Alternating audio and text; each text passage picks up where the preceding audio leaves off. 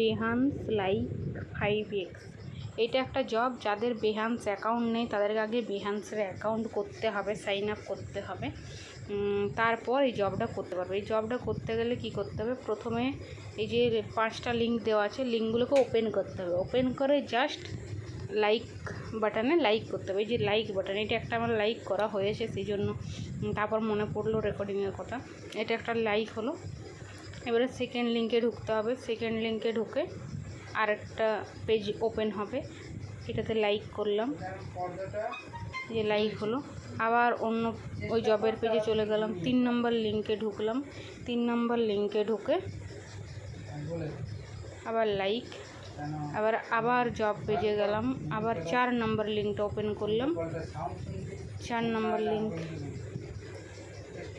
Like করলাম। এবারে চলে গেলাম আরেকবার 5 নম্বর লিঙ্ক, 5 নম্বর লিঙ্কে ঢুকলাম, 5 নম্বর লিঙ্কে ঢুকে